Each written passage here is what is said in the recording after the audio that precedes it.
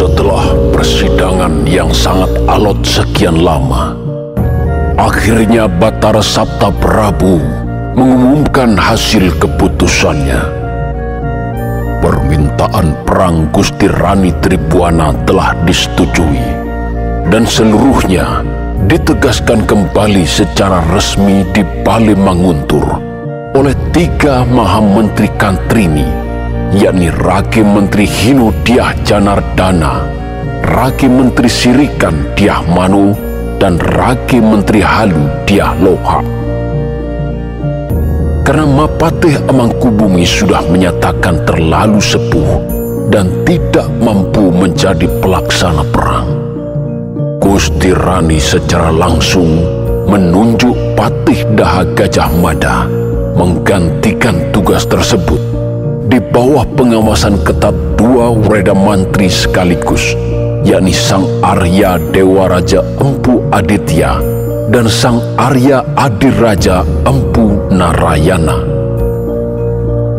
Sejak saat itu pula, Gajah Mada tidak lagi pulang ke Daha dan lantas memimpin persiapan perang di Katumenggungan Wat Gantung bersama Panglima Angkatan Bersenjata Getih Getah yang menjabat kala itu.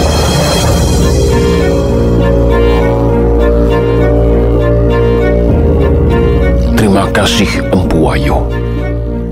Panjenengan sudah memenuhi undangan saya di tengah kesibukan mempersiapkan pasukan. Saya tahu panjenengan nyaris kurang istirahat akhir-akhir ini, namun masih menyempatkan waktu menemui saya. Tidak apa-apa, Empu Mada. Semuanya sudah menjadi tugas dan tanggung jawab saya sebagai rakyat Tumenggung Majapahit. Jangan sungkan memanggil atau memerintah saya, meski panjenengan jauh lebih muda. Pernyataan Mahamentri Katrini di Balai Manguntur telah jelas menyatakan siapapun juga harus tunduk pada perintah panjenengan selaku pejabat pelaksana perang. Saya selaku Panglima Angkatan Bersenjata yang berkaitan langsung, tentu saja orang pertama yang harus tunduk pada ketetapan itu. Terima kasih Empu Wayo. Saya senang dan merasa terhormat akhirnya bisa bekerja sama dengan panjenengan, seorang ksatria yang telah mengabdi kepada negara lebih dahulu daripada saya. Saya harus banyak belajar dari panjenengan. Jangan terlalu merendah Empu Mada. Siapa yang tidak mengetahui jasa besar panjenengan bagi Majapahit? Jika panjenengan bukan prajurit sejati dan berani mengambil resiko besar, tentu riwayat Majapahit sudah tuntas di masa Prabu Jayanegara. Sudah selayaknya Majapahit mulai dipimpin para pejabat muda seperti panjenengan dan Gusti Rani Tribuana, sementara kami yang tua beristirahat dan menikmati kegemilangan yang panjenengan buat. Cukup Empu Wayo, cukup. Mari kita mulai inti pembicaraan. Begini Empu, saya yakin panjenengan telah mengetahui betapa rumitnya keadaan saat ini. Berbeda dengan perang-perang sebelumnya, di mana kita tinggal berhadap-hadapan dengan lawan di medan perang. Kali ini tidak semudah itu. Lawan serasa ada di mana-mana, bahkan mungkin dari pihak kita sendiri. Saya telah memperhatikan semuanya baik-baik. Apa yang dilakukan Tumenggung Rakembar diam-diam memicu perpecahan. Apakah panjenengan juga memperhatikan itu? Tentu saja Empu. Perpecahan itu bahkan juga terjadi di tubuh Angkatan Bersenjata Getih Getah. Saya merasakan betul hal tersebut, meski saya telah mencoba meredamnya. Nah, itulah Empu Wayu. Peperangan yang akan dilaksanakan tidak akan mendapat hasil yang baik jika prajurit kita masih dalam keadaan seperti itu. Sementara untuk menjadikannya satu pandangan lagi, waktu sudah sangat mendesak. Ada ribuan prajurit Araraman yang akan mati konyol secara memalukan di timur jika kita tidak segera menggerakkan pasukan. Karenanya, mau tidak mau, saat ini saya hanya akan bekerja sama dengan para pejabat atau perwira yang lurus dan tidak berada dalam kepentingan pribadi atau kelompok.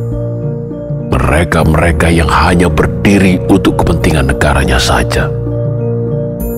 Jika orang-orang yang demikian masih bisa ditemukan, saya ingin membentuk Dewan Perang dengan segera. Hanya kepada Dewan inilah saya akan membicarakan segala sesuatunya. Saya tidak ingin diganggu oleh hal-hal yang menyangkut kepentingan lain di luar usaha pemenangan perang. Itu artinya panjenengan tidak akan memanfaatkan lembaga perang yang sudah tersedia dalam angkatan bersenjata Gede-Geta. Benar, Empu Wayu. Sementara belum.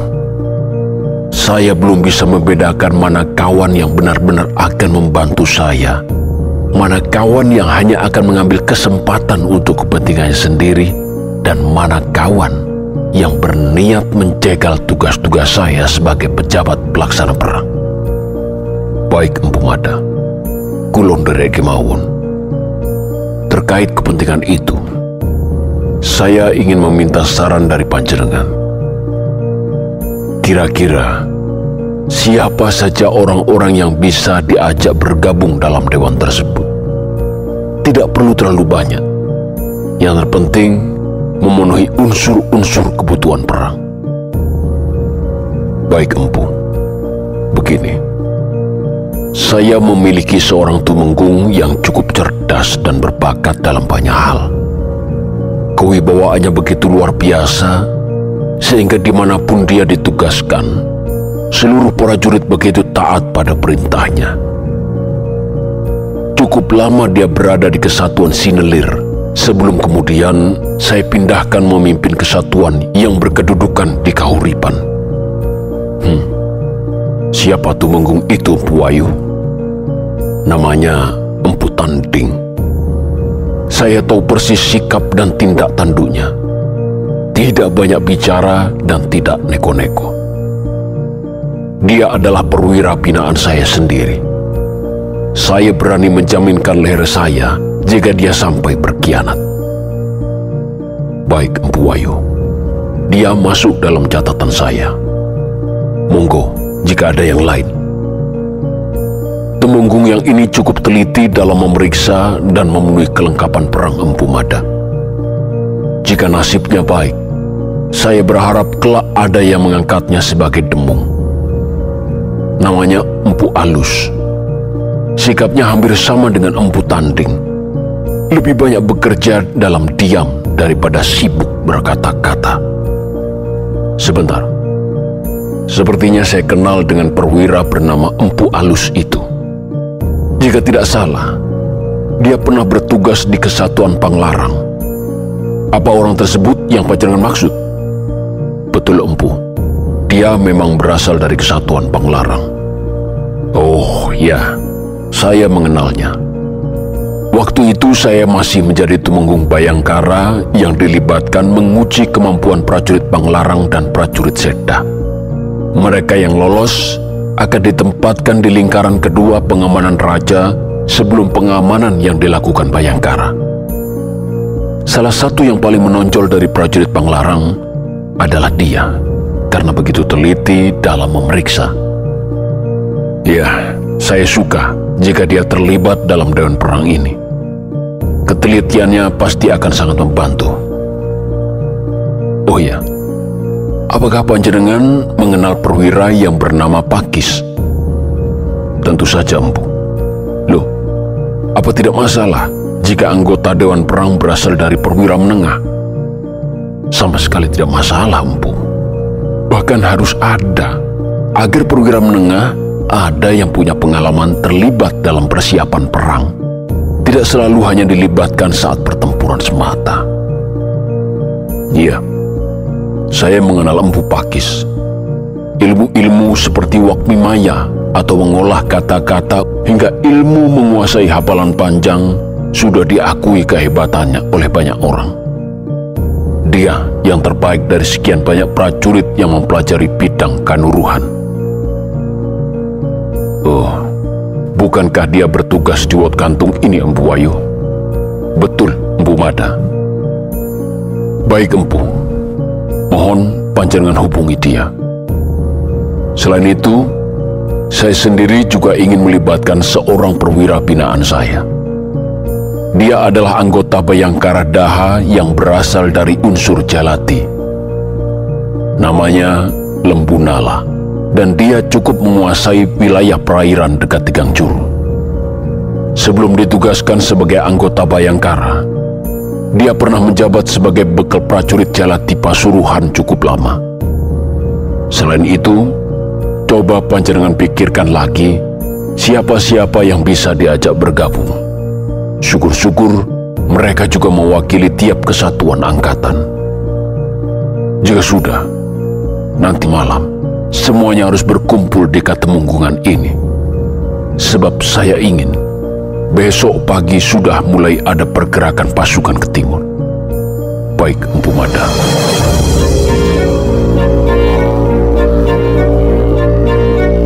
Waktu bergerak begitu cepat dalam rasa Empu Wayuh. Tidak ada waktu lagi untuk beristirahat. Selepas melakukan pembicaraan dengan Gajah Mada di Katemunggungan Wat Gantung, Empu Wayuh langsung memacu kudanya ke kediaman Empu Roda. Pembantunya itu diketahui sedang pulang beristirahat setelah terus-menerus berkeliling memeriksa kesiagaan pasukan di sejumlah kesatrian utama. Baik Empu Wayuh maupun Empu Roda memang langsung sibuk luar biasa setelah keputusan perang diumumkan secara resmi. Keduanya menjalankan tugas masing-masing dan sulit bertemu di tempat yang sama. Beruntung, Empu Wayuh berhasil menemuinya sebelum Empu Roda siap berangkat kembali bersama para pengawalnya. Kepada Empu Roda, Empu Wayuh blak-blakan mengatakan pembicaraannya dengan Gajah Mada di Wat Gantung. Pembicaraan yang membuat Empu Roda begitu sangat kecewa.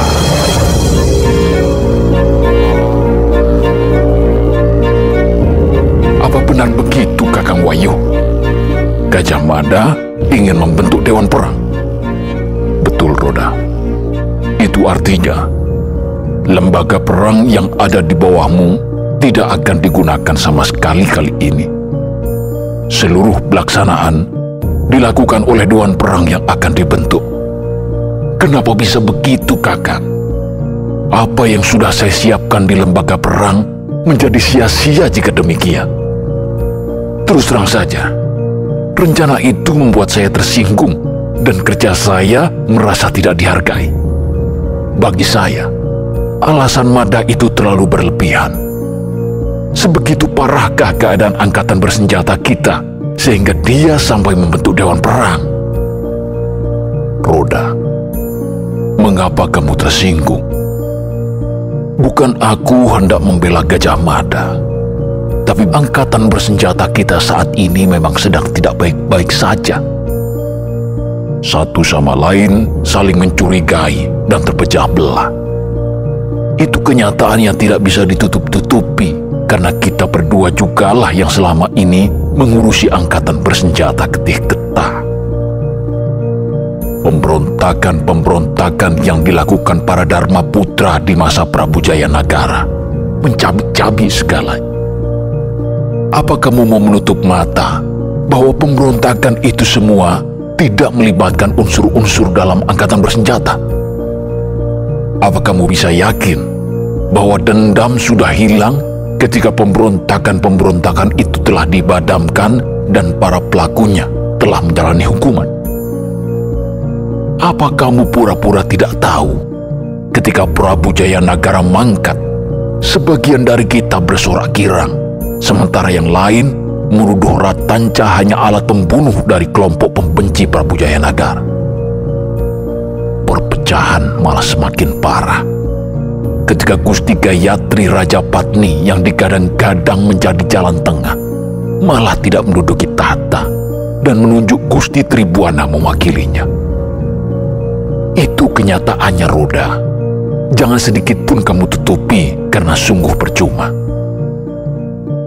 Apa yang dilakukan Rakempar hanya gambaran betapa parahnya keadaan angkatan bersenjata kita saat ini.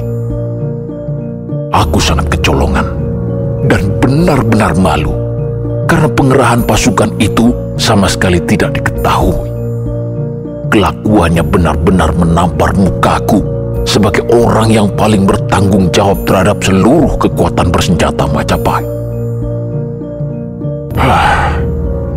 Aku sudah meminta mundur pada Gusti Mapati Hamangkubumi sebagai bentuk pertanggungjawaban, tapi tidak diizinkan. Beliau berjanji akan pasang badan jika Gusti Rani akan menumpahkan kemarahannya kepadaku. Beruntung, Gusti Rani orang yang bijak, sehingga sampai sekarang ini aku tidak mendapat getah sedikit pun dari kelakuan Rakempar. Cobalah sadari kenyataan itu baik-baik, Roda. Jadi, menurut Kakang, Dewan Perang itu bukan lembaga tandingan? Sama sekali bukan, Roda. Aku memaklumi langkah Gajah Mada, bahkan menangkapnya sebagai kecerdasan.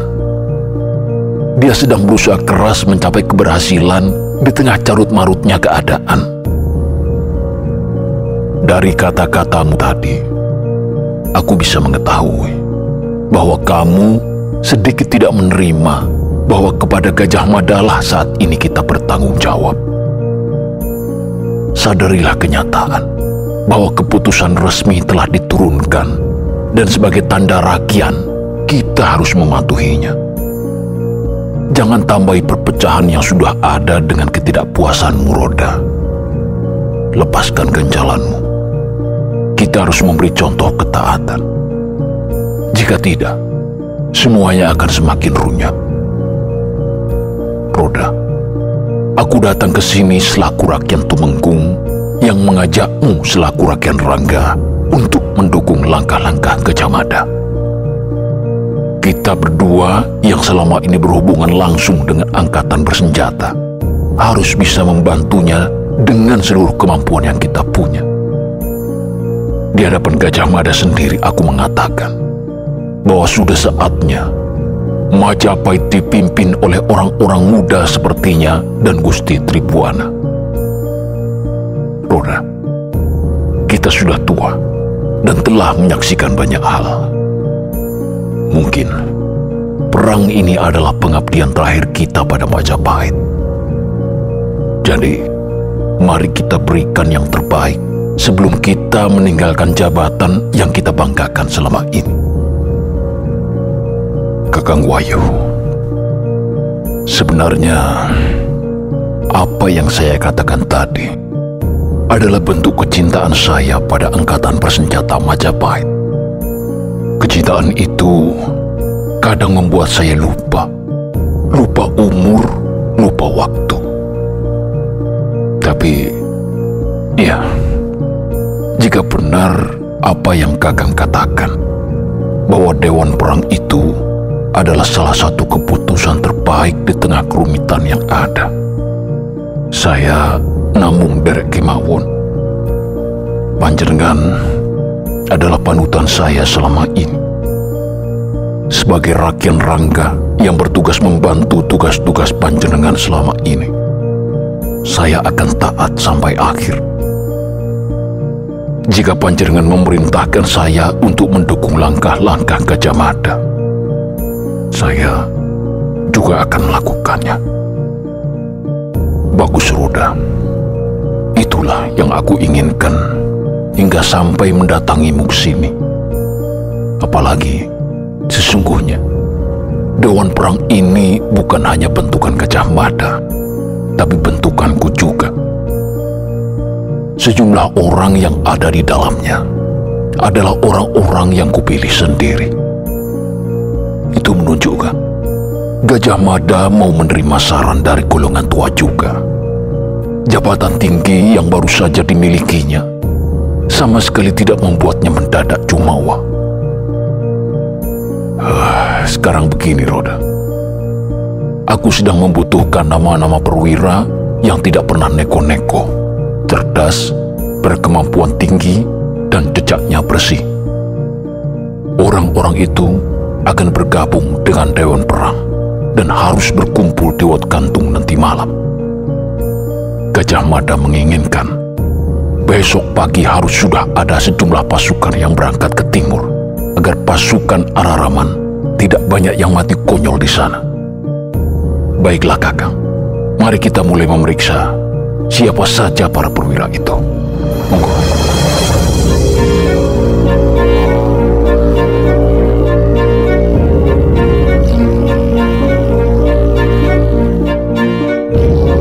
Para pademan sekalian, episode yang kami sajikan kali ini, kami sekaligus akan memberikan keterangan tambahan mengenai sosok yang baru kami munculkan dalam episode ini. Seperti halnya Gajah Mada, sosok ini adalah juga sosok nyata karena tercantum dalam prasasti. Namun uniknya, belum ada yang menghubungkannya dengan peristiwa Kertasadeng, meski indikasinya cukup kuat, sekuat Rakian Mapatih Empu Krewes.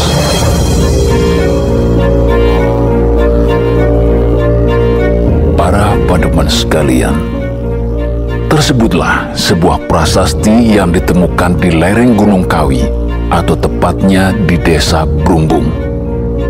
Isi dan catatan terkait prasasti ini diungkapkan oleh Profesor Muhammad Yamin dalam bukunya Tata Negara Majapahit Sabta Parwa, yang menjadi salah satu referensi kami dalam penyusunan cerita serial Langit Merah Kertasadeng.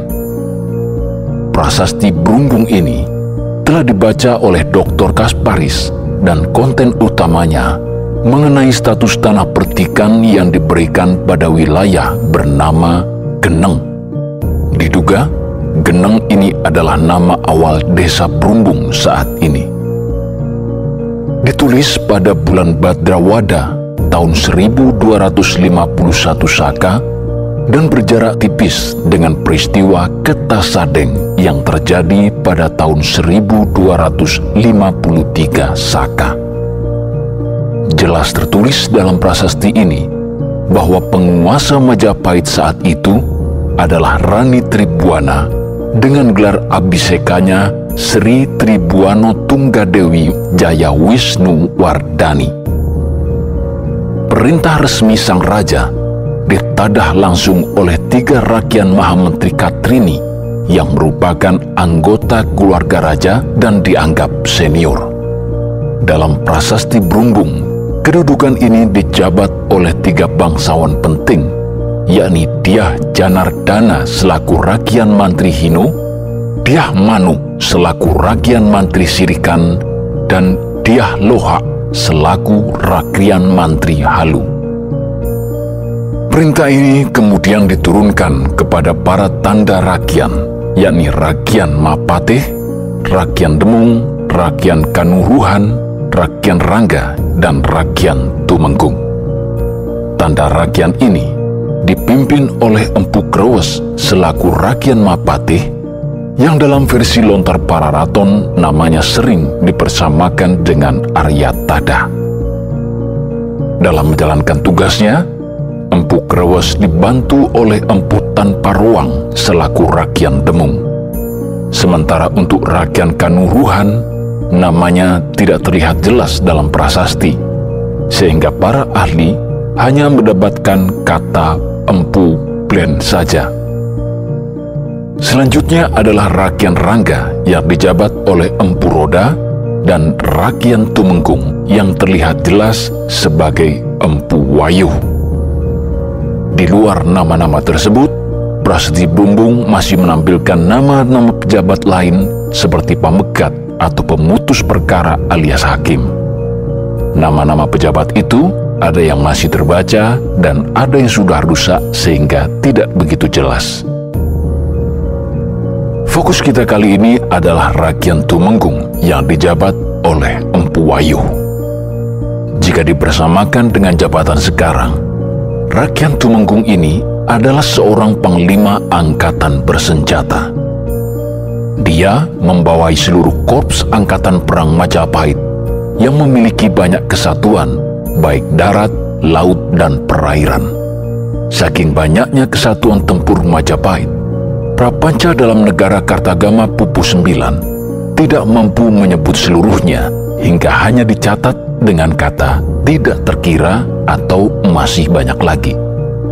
Walau demikian, Prapanca dalam pupuh ini sempat menyebut kesatuan-kesatuan seperti Nyugading, Janggala Kadiri, Panglarang, Raja Dewi, Waisangka, Sinelir, Jayangprang, Jayagung, Angreok, Kayuwapu, Gajahan, hingga kesatuan Jaladi yang berkedudukan di pos Pasuruan.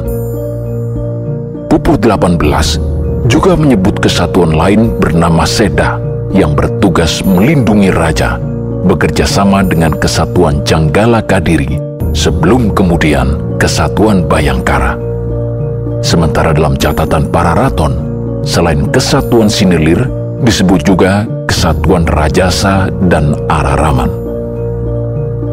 Sebagai panglima angkatan bersenjata, orang seperti Empu Wayuh bukan hanya akan berhadapan dengan musuh di medan perang, namun juga bertanggung jawab menyelesaikan masalah-masalah internal dalam tubuh angkatan bersenjata yang cukup kompleks, seperti misal tindakan-tindakan indisipliner, bahkan tidak menutup kemungkinan bentrok antar kesatuan. Mengenai bentrok antar kesatuan ini, Pararaton pernah mencatat kasusnya di masa Singasari. Kesatuan Istimewa Sinelir bentrok dengan kesatuan Rajasa gara-gara diadu domba seseorang bernama Lempu Ampal. Akibatnya, kedua kesatuan ini saling menyerang markas kesatrian, bahkan saling bunuh-bunuhan. Pihak istana yang mencoba melerai tidak berhasil dan baru berhenti setelah oknum-oknumnya diancam hukuman mati. Menyimak statusnya sebagai panglima angkatan bersenjata, kami rasa peran Empu Wayuh dalam masalah Kertasadeng sungguh penting dan tidak mungkin diabaikan. Apalagi salah satu kesatuan infanterinya telah digunakan Rakembar untuk melakukan tindakan indisipliner, yakni menyerang wilayah Tigangjuru di luar perintah resmi. Secara moral, dia turut bertanggung jawab atas tindakan anak buahnya itu. Menurut penelitian filolog Irawan Djoko Nugroho, pernyataan perang yang dilakukan Majapahit berasal dari raja dan atas persetujuan Dewan Sabta Prabu. Jadi, bukan ditentukan oleh Rakian Mapatih. Namun dalam keadaan ini, Rakian Mapatih adalah pelaksana dari keputusan itu bekerja sama dengan Rakian Tumenggung. Itu artinya, dalam masalah Kertasadeng, Rani Tribuana lah yang memutuskan perang setelah mendapat persetujuan Batara Sabta Prabu. Sementara Empu Krewes menjadi pelaksana perang bekerja sama dengan Empu Wayuh. Uniknya, Empu Prapanca dalam Nagara Kertagama Pupuh 49 mencatatkan bahwa Rani Tribuana menyerahkan permasalahan Kerta dan Sadeng kepada pejabatnya yang bernama Mada di tahun 1253 Saka. Mengingat pada tahun itu Gajah Mada belum menjadi Rakian Mapatih di Majapahit dan baru menjadi Patih Daha, maka dalam serial Langit Merah Kertasadeng kami menafsirkan bahwa Gajah Mada menyelesaikan masalah Kertasadeng dalam status pejabat pelaksana perang disebabkan Empu Krowes atau Aryatada saat itu sudah tua dan sakit-sakitan, sesuai keterangan lontar para raton. Dengan demikian, dalam Pasadeng sekaligus Paketa Gajah Mada selaku pejabat pelaksana perang akhirnya bekerja sama dengan Empu Wayuh selaku Ragian Tumenggung atau Panglima Angkatan Bersenjata Majapahit.